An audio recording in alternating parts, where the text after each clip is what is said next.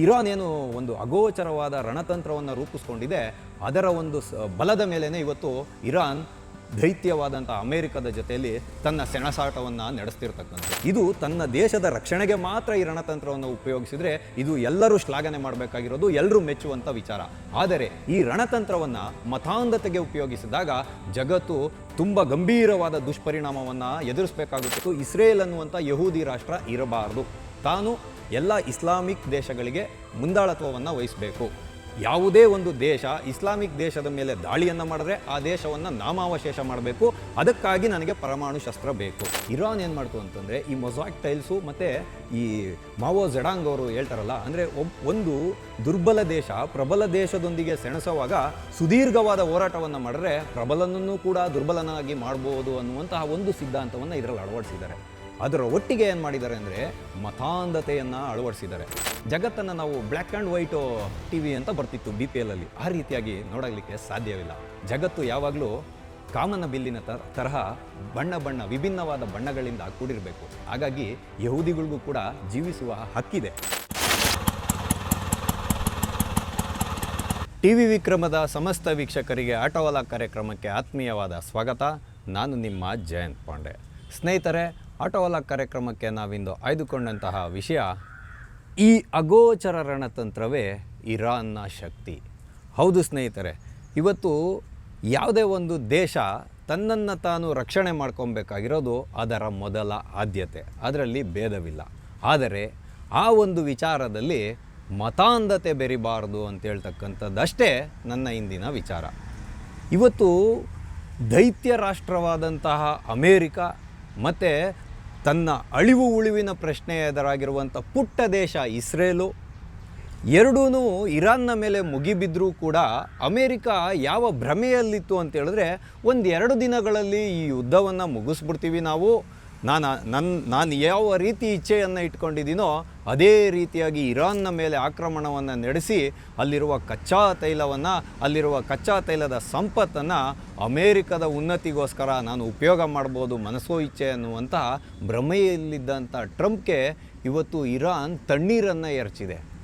America ಇಟ್ಟಂಥ ಎಲ್ಲ ಷರತ್ತುಗಳನ್ನು ಷರತ್ತುಗಳನ್ನು ಇಡುವುದರ ಮುಖಾಂತರ ತಾನು ಸುದೀರ್ಘವಾದ ಯುದ್ಧಕ್ಕೆ ಸನ್ನದ್ಧನಾಗಿ ನಿಂತಿದ್ದೀನಿ ಅನ್ನುವಂಥ ಸ್ಪಷ್ಟ ಸಂದೇಶವನ್ನು ಈ ತುಘಲಕ್ ಬುದ್ಧಿ ಹೊಂದಿರುವಂಥ ಟ್ರಂಪ್ನ ಮುಂದೆ ಇರಾಕಿಟ್ಟಿರತಕ್ಕಂಥದ್ದು. ಸ್ನೇಹಿತರೆ, ಈ ರೋಚಕವಾದ ಒಂದು ಸಂಗತಿಯನ್ನು ನಾನಿವತ್ತು ನಿಮ್ಮೊಟ್ಟಿಗೆ ಯಾಕೆ ಹಂಚ್ಕೊಳ್ತಾ ಇದ್ದೀನಿ ಅಂತ ಹೇಳಿದ್ರೆ, ಈ ಇರಾನ್ ಅನ್ನುವಂಥ ಒಂದು ಪುಟ್ಟ ದೇಶ, ಇದಕ್ಕೆ ಪ್ರಬಲವಾಗಿ 3-4 ಶಕ್ತಿಗಳು ಇವತ್ತು ಸೇರ್ಕೊಂಡಿರೋದ್ರಿಂದ ಈ ಸುದೀರ್ಘವಾದ ಹೋರಾಟವನ್ನು ಇವತ್ತು ಮಾಡ್ತಾ ಇರೋದು ಇರಾನ್.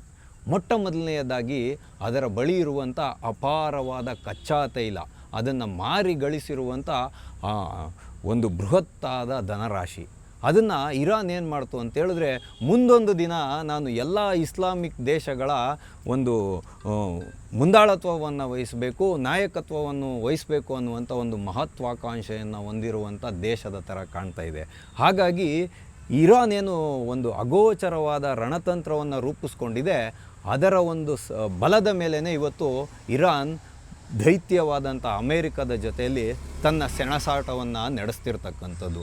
ಹಾರ್ಮೋಜ್ ಅಂತೇಳುವಂಥ ಜಲಸಂಧಿಯನ್ನು ಬ್ಲಾಕ್ ಮಾಡಿಟ್ಕೊಂಡು ಇವತ್ತು ಇಡೀ ವಿಶ್ವವನ್ನು ಇಂಧನ ಸಿಗದೆ, ಅಂದರೆ ಪೆಟ್ರೋಲಿಯಂ ಉತ್ಪನ್ನಗಳು, ತೈಲೋತ್ಪನ್ನಗಳು ಸಿಗದೆ ತಡಬಡಾಯಿಸುವಂತೆ ಮಾಡ್ತಾ ಇರತಕ್ಕಂಥದ್ದು ಎಲ್ಲ ದೇಶಗಳನ್ನು ಮುಜುಗರಕ್ಕೆ ಈಡು ಮಾಡಿರತಕ್ಕಂಥದ್ದು, ಸಂಕಷ್ಟಕ್ಕೆ ಈಡು ಮಾಡಿರತಕ್ಕಂಥದ್ದು. ಹಾಗಾದರೆ ಯಾವುದು ಈ ರಣತಂತ್ರಗಳು? ಯಾವ ರೀತಿಯಾಗಿ ಈ ರಣತಂತ್ರವನ್ನು ಇರಾನ್ ರೂಪಿಸಿದೆ? ಇದು ತನ್ನ ದೇಶದ ರಕ್ಷಣೆಗೆ ಮಾತ್ರ ಈ ರಣತಂತ್ರವನ್ನು ಉಪಯೋಗಿಸಿದರೆ ಇದು ಎಲ್ಲರೂ ಶ್ಲಾಘನೆ ಮಾಡಬೇಕಾಗಿರೋದು, ಎಲ್ಲರೂ ಮೆಚ್ಚುವಂಥ ವಿಚಾರ. ಆದರೆ ಈ ರಣತಂತ್ರವನ್ನು ಮತಾಂಧತೆಗೆ ಉಪಯೋಗಿಸಿದಾಗ ಜಗತ್ತು ತುಂಬ ಗಂಭೀರವಾದ ದುಷ್ಪರಿಣಾಮವನ್ನು ಎದುರಿಸಬೇಕಾಗುತ್ತೆ ಅನ್ನೋದು ಎಚ್ಚರಿಕೆಯ ಕರಗಂಟೆ. ಸ್ನೇಹಿತರೆ ನೋಡಿ, ಅಮೇರಿಕ ಏನು ಮಾಡ್ತು, ಕಚ್ಚಾ ತೈಲವನ್ನು ತಗೋಬೇಕು ಅಂತ ಇರಾನ್ಗೆ ಪ್ರತ್ಯಕ್ಷವಾಗಿ ಪರೋಕ್ಷವಾಗಿ ನ್ಯೂಕ್ಲಿಯರ್ ರಿಯಾಕ್ಟರ್ಗಳ ಒಂದು ತಂತ್ರಜ್ಞಾನವನ್ನು ಕೊಡ್ತು ನಾಗರಿಕ ಸೇವೆಗೋಸ್ಕರ, ಅಂದರೆ ವಿದ್ಯುತ್ತನ್ನು ಉತ್ಪಾದನೆ ಮಾಡೋಕ್ಕೆ. ಆದರೆ ಇರಾನ್ ಏನು ಮಾಡ್ತು ಅಂದರೆ ಆ ತಂತ್ರಜ್ಞಾನವನ್ನು ದುರ್ಬಳಕೆ ಮಾಡ್ಕೊಳೋದ್ರ ಮುಖಾಂತರ ಪರಮಾಣು ರಾಷ್ಟ್ರವಾಗಿ, ಪರಮಾಣು ಶಸ್ತ್ರಾಸ್ತ್ರ ಹೊಂದಿದ ರಾಷ್ಟ್ರವಾಗಿ ತಾನು ಮುಂದುವರಿಬೇಕು ಅಂತ ಯುರೇನಿಯಂನ ಶುದ್ಧೀಕರಣಕ್ಕೆ ಕೈ ಹಾಕಿ ಇವತ್ತು ಕೈ ಸುಟ್ಕೊಂಡಿರೋದು. ಅದರ ಪ್ರಬಲ ಆಕಾಂಕ್ಷೆ ಏನು ಅಂದರೆ ಇಸ್ರೇಲ್ ಏನು ಇದೆಯಲ್ಲ, ಇವತ್ತು ಇಸ್ರೇಲ್ ಅನ್ನುವಂಥ ಯಹೂದಿ ರಾಷ್ಟ್ರ ಇರಬಾರ್ದು, ತಾನು ಎಲ್ಲ ಇಸ್ಲಾಮಿಕ್ ದೇಶಗಳಿಗೆ ಮುಂದಾಳತ್ವವನ್ನು ವಹಿಸಬೇಕು. ಯಾವುದೇ ಒಂದು ದೇಶ ಇಸ್ಲಾಮಿಕ್ ದೇಶದ ಮೇಲೆ ದಾಳಿಯನ್ನು ಮಾಡಿದ್ರೆ ಆ ದೇಶವನ್ನು ನಾಮಾವಶೇಷ ಮಾಡಬೇಕು, ಅದಕ್ಕಾಗಿ ನನಗೆ ಪರಮಾಣು ಶಸ್ತ್ರ ಬೇಕು. ಅದಕ್ಕಾಗಿ ಇರಾನ್ ಏನು ಮಾಡ್ತು ಅಂತ ಹೇಳಿದ್ರೆ, ತನ್ನ ದೇಶದ ಬಳಿ ಇದ್ದಂತಹ ತೈಲೋತ್ಪನ್ನದಿಂದ ಬರುವಂಥ ಅಪಾರವಾದ ಆದಾಯ ಏನಿದೆ ಅದನ್ನು ಶಸ್ತ್ರಾಸ್ತ್ರಗಳ ಕ್ರೋಢೀಕರಣಕ್ಕೆ ಸದ್ಬಳಕೆಯನ್ನು ಮಾಡಿಕೊಂಡಿದೆ. ಅಂದರೆ ಮಿಸೈಲ್ ಸಿಟಿ ಅಂತ, ಅಂದರೆ ಇದು ಕೆಳಗಡೆ ಸುರಂಗ ಮಾರ್ಗಗಳನ್ನು ಮಾಡಿಕೊಂಡು ದೇಶದಲ್ಲಿ ಮಿಸೈಲ್ ಸಿಟಿಯನ್ನು ಮಾಡಿಕೊಂಡಿದೆ. ಭೂಗತವಾದಂತಹ ಒಂದು ಕ್ಷಿಪಣಿ ನಗರವನ್ನು ವೃದ್ಧಿ ಮಾಡಿಕೊಂಡಿದೆ ಎಲ್ಲಿ ಬೇಕೋ ಅಲ್ಲಿ. ಹಾಗಾಗಿ ಇವಾಗ ಅಮೇರಿಕ ಬೆಚ್ಚಿ ಬಿದ್ದಿರ್ತಕ್ಕಂಥದ್ದು ನೋಡಿ. ಇವರು ಒಂದು ಸಣ್ಣದಾದಂಥ ಮೊಸಾಯಿಕ್ ಕಲೆ ಅಂತ, ಮೊಸಾಕ್ ಟೈಲ್ಸ್ ಅಂತ ನಾವೇನು ಕರಿತೀವಿ, ಇದು ರೋಮನ್ನರ ಒಂದು ಕಲೆ. ಇದು ರೋಮ್ ಸಾಮ್ರಾಜ್ಯ ಇತ್ತು, ಅದನ್ನು ಪತನ ಮಾಡಿದ್ದು ಕ್ರಿಶ್ಚಿಯನ್ರು, ಅದಾದಮೇಲೆ ಮುಸಲ್ಮಾನರು ಆಕ್ರಮಣ ಮಾಡಿದ್ರು. ಅದು ಹಂಗಂಗೆ ಈ ಮೊಸಾಯಿಕ್ ಟೈಲ್ಸ್ ಅಂತ ಏನಂದರೆ, ಈ ಸುಣ್ಣವನ್ನು ಹಾಕಿ ಅದರಲ್ಲಿ ಗಾಜಿನ ಪೀಸ್ಗಳನ್ನು ಹಾಕಿ ಯಾವ ರೀತಿಯಾಗೋದ್ರೂ ಇರ್ಬೋದು, ಅದನ್ನು ಒಂದು ಸುಂದರವಾದ ಆಕೃತಿಯಾಗಿ ನಿರ್ಮಾಣ ಮಾಡಿ ಕಣ್ಮನವನ್ನು ಸೆಳೀತಿತ್ತು. ಹಾಗಾಗಿ ಈ ಒಂದು ರಣತಂತ್ರವನ್ನು ಇರಾನ್ ತನ್ನ ಸೇನೆಯಲ್ಲಿ ಬಳಕೆಯನ್ನು ಮಾಡಿಕೊಂಡಿದೆ, ತನ್ನ ರಕ್ಷಣಾ ವ್ಯವಸ್ಥೆಯಲ್ಲಿ ಬಳಕೆಯನ್ನು ಮಾಡಿಕೊಂಡಿದೆ. ಅಂದರೆ ಈ ಯಾವ ರೀತಿಯಾಗಿ ಇವರು ಈ ಮೊಸಾಯಿಕ್ ಟೈಲ್ಸ್ನ ಒಂದು ಕಲೆಯನ್ನು ಸಮರ ಕಲೆಯಾಗಿ ಪರಿವರ್ತನೆ ಮಾಡಿಕೊಂಡಿದ್ದಾರೆ. ಅಷ್ಟೇ ಅಲ್ಲದೆ ಮಾವೋ ಝೆಡಾಂಗ್ ಅನ್ನುವಂಥ ಚೀನಿಯ ಕ್ರಾಂತಿಕಾರಿ ಒಬ್ಬರಿದ್ದರು. ಇವರ ಒಂದು ಸಿದ್ಧಾಂತವನ್ನು ಅವರ ಸೇನಾ ಚಟುವಟಿಕೆಗಳಲ್ಲಿ ಅಳವಡಿಸ್ಕೊಂಡಿದ್ದಾರೆ. ಖಮೇನಿಯವರು ಸರ್ವಾಧಿಕಾರಿಯಾಗಿ ಮೆರೆದರೂ ಕೂಡ, ತಾನು ಇಲ್ಲದೇ ಇದ್ದರೂ ಕೂಡ ಇರಾನ್ ತನ್ನನ್ನು ತಾನು ಸುದೀರ್ಘವಾಗಿ ಸಂರಕ್ಷಣೆ ಮಾಡ್ಕೊಬೇಕು ಅನ್ನುವಂತಹ ಒಂದು ಉದ್ದೇಶವನ್ನು ಇಟ್ಕೊಂಡು ಈ ಮಾವೋ ಝೆಡಾಂಗ್ ಅವರ ಒಂದು ಸಿದ್ಧಾಂತವನ್ನು ಇರಾನಿನ ಸೇನೆಯಲ್ಲಿ ಅಳವಡಿಸಿರ್ತಕ್ಕಂಥದ್ದು. ಅಂದರೆ ಇವಾಗ ಮೊಸಾಯಿಕ್ ಟೈಲ್ಸ್ ಒಡೆದೋದ್ರೆ ಇನ್ನು ಉಳಿದಂಥ ಆಕೃತಿ ಏನಿದೆಯಲ್ಲ ಅದು ಸುಂದರವಾಗೇ ಕಾಣುತ್ತೆ ಯಾವ ಕಡೆಯಿಂದ ನೋಡಿದ್ರು. ಆ ರೀತಿಯಾಗಿ ಆ ಒಂದು ಕಲೆ ಇರ್ತಕ್ಕಂಥದ್ದು. ಅದೇ ರೀತಿಯಾಗಿ ಇರಾನನ್ನು ಏನು ಮಾಡಿದ್ರು, ಇರಾನಲ್ಲಿ 32 ರಾಜ್ಯಗಳಿದೆ. ಆ 32 ರಾಜ್ಯಗಳಿಗೂ ಏನು ಮಾಡಿದ್ರು ಅವರು IRGC ಅನ್ನುವಂಥ ಒಂದು ತುಕಡಿಯನ್ನು ಕಟ್ಟರು. IRGC ಅಂದರೆ ಇಸ್ಲಾಮಿಕ್ ರೆವಲ್ಯೂಷನರಿ ಗಾರ್ಡ್ ಕಾರ್ಪ್ ಅಂತ ಕರೀತಾರೆ. ಮತ್ತು ಬಶೀಜ್ ಅನ್ನುವಂತಹ ಒಂದು ಇದಿದೆ, ಅಂದರೆ ಸೇನಾ ತುಕಡಿ ಇದೆ. ಇವೆರಡು ಆಂತರಿಕ ಭದ್ರತೆಯನ್ನು ನೋಡ್ಕೊಳ್ತವೆ.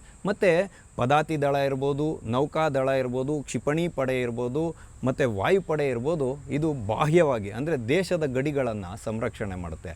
ಆದರೆ ಬೇರೆ ದೇಶಗಳ ರಕ್ಷಣೆ ವ್ಯವಸ್ಥೆಗೂ ಇರಾನ್ನ ರಕ್ಷಣಾ ವ್ಯವಸ್ಥೆಗೂ ಇರುವಂತಹ ಪ್ರಮುಖವಾದ ವ್ಯತ್ಯಾಸ ಏನು ಅಂತ ಹೇಳಿದ್ರೆ, ಬೇರೆ ದೇಶಗಳು ಕೇಂದ್ರೀಕೃತವಾಗಿ ತನ್ನ ರಕ್ಷಣಾ ವ್ಯವಸ್ಥೆಯನ್ನು ರೂಢಿಸ್ಕೊಂಡಿರ್ತವೆ. ಅಂದರೆ ಇವಾಗ ಸೇನಾ ಮುಖ್ಯಸ್ಥರು ಹೇಳುವಂತಹ ಒಂದು ಆಜ್ಞೆಗೆ ಕಾಯ್ತಾ ಕೂರಬೇಕಾಗುತ್ತೆ. ಅಷ್ಟರಲ್ಲಿ ಶತ್ರುವಿನ ಕೈ ಮೇಲಾಗಿರುತ್ತೆ, ಶತ್ರು ಮೇಲ್ಗೈ ಸಾಧಿಸ್ಬಿಡ್ತಾನೆ ಆಕ್ರಮಣ ದಾಳಿಗಳನ್ನು ಮಾಡಿದಾಗ. ಆದರೆ ಇರಾನ್ ಏನು ಮಾಡ್ತು ಅಂತಂದರೆ, ಈ ಮೊಸಾಯಿಕ್ ಟೈಲ್ಸು ಮತ್ತು ಈ ಮಾವೋ ಝೆಡಾಂಗ್ ಅವರು ಹೇಳ್ತಾರಲ್ಲ, ಅಂದರೆ ಒಂದು ದುರ್ಬಲ ದೇಶ ಪ್ರಬಲ ದೇಶದೊಂದಿಗೆ ಸೆಣಸುವಾಗ ಸುದೀರ್ಘವಾದ ಹೋರಾಟವನ್ನು ಮಾಡಿದ್ರೆ ಪ್ರಬಲನನ್ನು ಕೂಡ ದುರ್ಬಲನಾಗಿ ಮಾಡ್ಬೋದು ಅನ್ನುವಂತಹ ಒಂದು ಸಿದ್ಧಾಂತವನ್ನು ಇದರಲ್ಲಿ ಅಳವಡಿಸಿದ್ದಾರೆ. ಅದರ ಒಟ್ಟಿಗೆ ಏನು ಮಾಡಿದ್ದಾರೆ ಅಂದರೆ ಮತಾಂಧತೆಯನ್ನು ಅಳವಡಿಸಿದ್ದಾರೆ. ಅದು ಬಿಟ್ಟು ದೇಶದಿಂದ ಹೊರಗಡೆ ಇರುವಂತಹ ಹಲವಾರು ಭಯೋತ್ಪಾದಕ ಸಂಘಟನೆಗಳು, ಅಂದರೆ ಇಸ್ರೇಲ್ಗೆ ಹೇಗೆ ಇರಾನು ಪ್ರಬಲ ವಿರೋಧಿಯಾಗಿದೆಯೋ, ಇಸ್ರೇಲನ್ನು ನಾಮಾವಶೇಷ ಮಾಡಬೇಕು ಅನ್ನುವಂಥ ಒಂದು ಗುರಿಯನ್ನು ಇಟ್ಕೊಂಡಿದೆಯೋ, ಅದಕ್ಕೋಸ್ಕರ ಹಿಜ್ಬುಲ್ಲಾ ಅನ್ನುವಂಥ ಉಗ್ರ ಸಂಘಟನೆಗಳನ್ನು ಮತ್ತು ಹಲವಾರು ಉಗ್ರ ಸಂಘಟನೆಗಳಿಗೆ ಬಲವನ್ನು ಕೊಟ್ಕೊಂಡ್ಬಂದಿದ್ದಾರೆ. ಅಂದರೆ ಇವಾಗ ಬಾಹ್ಯಕೊಂಡಿ ಅಂತ ನಾನು ಏನು ಹೇಳಿದ್ನಲ್ಲ, ಈ ಕೇಂದ್ರೀಕೃತವಾದಂಥ ರಕ್ಷಣಾ ವ್ಯವಸ್ಥೆ ಇಲ್ಲ. ಈ 31 ರಾಜ್ಯಗಳಲ್ಲೂ ಕೂಡ ಬೇರೆ ಬೇರೆ ರಕ್ಷಣಾ ವ್ಯವಸ್ಥೆ, ನಾನು ಇವಾಗ ಹೇಳಿದ್ನಲ್ಲ IRGC ಮತ್ತು ಬಶೀಜ್ ಅನ್ನುವಂಥ ವ್ಯವಸ್ಥೆಗಳು ಆಂತರಿಕವಾಗಿ ನೋಡ್ಕೊಳ್ತವೆ. ಮತ್ತು ಬಾಹ್ಯ ಅಂದರೆ ಇವಾಗ ಗಡಿಯನ್ನು ಕಾಯುವಂಥ ಸೇನಾ ತುಕಡಿಗಳು ಏನಾದರೂ ವಿಫಲ ಆಗೋದ್ರೆ ಈ IRGC ಮತ್ತು ಬಶೀಜ್ಗಳು ಕಾರ್ಯಪ್ರವೃತ್ತವಾಗ್ತವೆ. ಮತ್ತು ಈ ಒಂದು ನಾಯಕತ್ವವನ್ನು ವಹಿಸ್ತಾರಲ್ಲ ಆ ಒಂದು ತುಕಡಿಗಳಿಗೆ, ಅದಕ್ಕೆ 4 ಹಂತದ ಒಂದು ಉತ್ತರಾಧಿಕಾರಿಗಳನ್ನು ನೇಮಕ ಮಾಡಿದ್ದಾರೆ. ಇದಕ್ಕೆ ಉತ್ತರಾಧಿಕಾರಿ ಯೋಜನೆ ಅಂತ. ಅಂದರೆ ಇವಾಗ ಉದಾಹರಣೆಗೆ ಇವಾಗ ಒಬ್ಬ ಬಶೀರಾ ಅಂತ ಹೇಳೋನು ಸೇನೆಯನ್ನು ಮುನ್ನಡೆಸ್ತಿರ್ತಾನೆ. IRGCಯ ಒಂದು ತುಕಡಿಯನ್ನು ಅಥವಾ ಬಶೀಜ್ನ ತುಕಡಿಯನ್ನು ಅಥವಾ ಸೇನಾ ತುಕಡಿಯನ್ನು ಗಡಿ ಪ್ರದೇಶದಲ್ಲಿ ಅವರ ಒಂದು ಪ್ರಾದೇಶಿಕತೆಗೆ ಹೊಂದ್ಕೊಂಡಂತೆ ಅವರು ಸ್ವಯಂ ಆಗಿ ನಿರ್ಧಾರವನ್ನು ತಗೊಬೋದು. ಕೇಂದ್ರದ ಒಂದು ಸೇನೆ ಇರುತ್ತೆ, ಅದರ ಆಜ್ಞೆಗೆ ಕಾಯುವಂಥ ಅವಶ್ಯಕತೆ ಇಲ್ಲ. ಅದಾದಮೇಲೆ ಸೂಚನೆಯನ್ನು ಕೊಟ್ಟು ಹೆಚ್ಚಿನ ಪಡೆಗಳು ಬೇಕಂದರೆ ಆ ಕಡೆಗೆ ಈ ಕಡೆಗೆ ವರ್ಗಾವಣೆ ಮಾಡ್ಬೋದು. ಸ್ವತಂತ್ರವಾಗಿ ನಿರ್ಧಾರ ತೊಗೊಬೇಕು. ಅಂದರೆ ಇವಾಗ ಉದಾಹರಣೆಗೆ ಬೆಂಗಳೂರು ಅಂತಿದೆ ಅಂತ ಇಟ್ಕೊಳ್ಳಿ. ಬೆಂಗಳೂರಿನ ಮೇಲೆ ಶತ್ರುಗಳು ದಾಳಿ ಮಾಡಿದಾಗ ದೆಲ್ಲಿಯ ಒಂದು ಆಜ್ಞೆಗೋಸ್ಕರ ಕಾಯೋಂಗಿಲ್ಲ. ಬೆಂಗಳೂರೇ ತನ್ನ ಸ್ವಂತವಾದಂಥ ನಿರ್ಧಾರವನ್ನು ಮಾಡ್ಬೋದು. ದಾಳಿಯನ್ನು ಎದುರಿಸಲಿಕ್ಕೆ ಏನು ಬೇಕಾದರೂ ಕ್ರಮವನ್ನು ತೊಗೊಬೋದು. ಅದರಲ್ಲಿ ಮುಂದಾಳತ್ವ ವಹಿಸಿರುವಂತಹ ಯಾರು ಸೇನಾಪತಿ ಇರ್ತಾನೆ, ಅವನು ಸತ್ತೋದ್ರೆ ಎರಡನೇವನು ತತ್ಕ್ಷಣದಲ್ಲಿ ಕಾರ್ಯಪ್ರವೃತ್ತನಾಗ್ಬಿಡ್ತಾನೆ. ಅವನು ನಾಯಕತ್ವವನ್ನು ತಗೊತಾನೆ. ಅದಕ್ಕೋಸ್ಕರ ಯಾರ ಆಜ್ಞೆಗೂ ಕಾಯಂಗಿಲ್ಲ. ಆದರೆ ಎರಡನೇವನು ಅಧಿಕಾರಕ್ಕೆ ಬಂದಾಗ ಇನ್ನೊಬ್ಬನ್ನ ಆಯ್ಕೆ ಮಾಡಿ 4ನೇವನ್ನಾಗಿ ಇಟ್ಟಿರಬೇಕು. ಅಷ್ಟೇ ಇಲ್ಲಿರುವಂಥ ವಿಚಾರ. ಈ ಎಲ್ಲ ವಿಚಾರಗಳನ್ನ ಅಳವಡಿಸ್ಕೊಂಡು ಇವತ್ತು ಇರಾನು ದೈತ್ಯವಾದಂಥ ಅಮೇರಿಕದ ದಾಳಿಯನ್ನು, ಚಾಣಾಕ್ಷ ತಂತ್ರವನ್ನು ಮೆರೆಯುವಂಥ ಇಸ್ರೇಲ್ನ ದಾಳಿಯನ್ನು ಎದುರಿಸ್ತಿರ್ತಕ್ಕಂಥದ್ದು ಮೇಲ್ನೋಟಕ್ಕೆ ಕಂಡುಬರ್ತಿದೆ.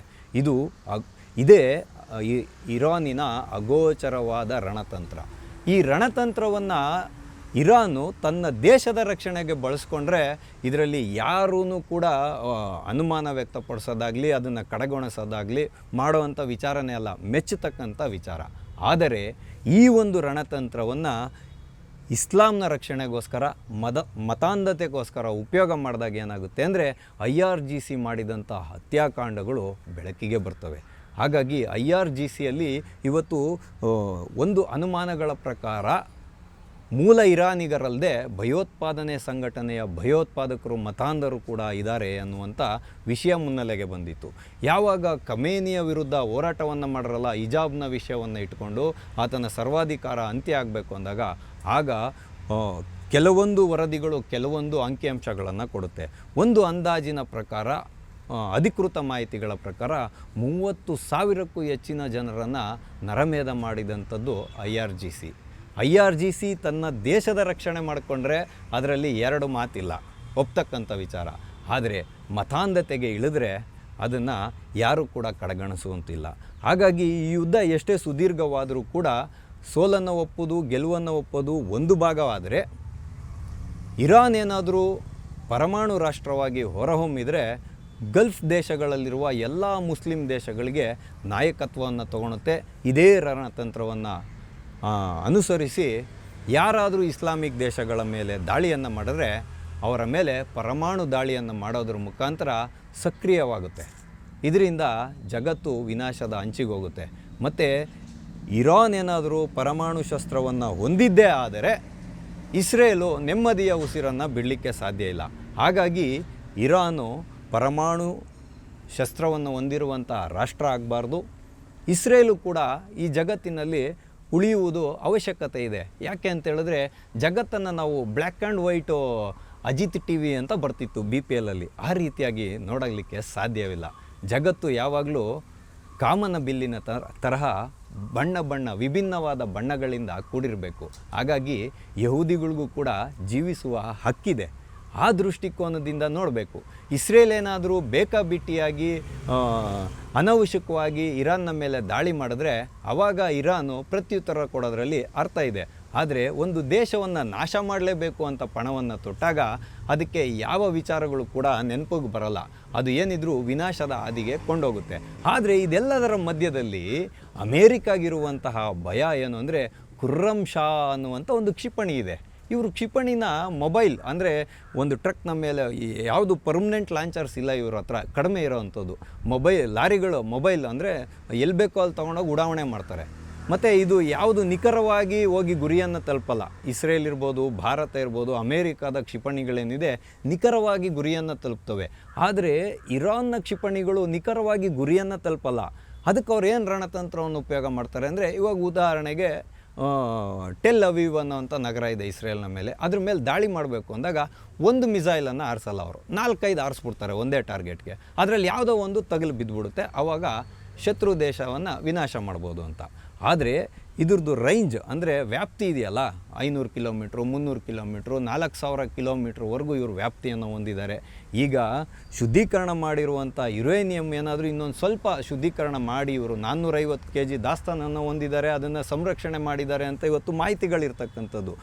ಹೇಳಿ ಕೇಳಿ ಏನಾದರೂ ಇದನ್ನು ಇವರು ಪರಮಾಣು ಶಸ್ತ್ರವಾಗಿ ಪರಿವರ್ತನೆ ಮಾಡ್ಕೊಂಡ್ಬಿಟ್ರೆ ಅಮೇರಿಕಾಗೆ ಕೇಡ್ಗಾಲ ಎದುರಾಯಿತು ಅಂತಾನೆ. ಯಾಕೆ ಅಂದರೆ ನೇರವಾಗಿ ಅಮೇರಿಕಾದ ಒಂದು ಪೆಂಟಗಾನ್ ಮೇಲೇ ಇವರು ಕ್ಷಿಪಣಿ ದಾಳಿ ನಡೆಸೋದಕ್ಕೂ ಕೂಡ ಭಯಪಡಲ್ಲ, ಇವರು ಎದೆಗಾರಿಕೆಯನ್ನು ತೋರ್ತಾರೆ.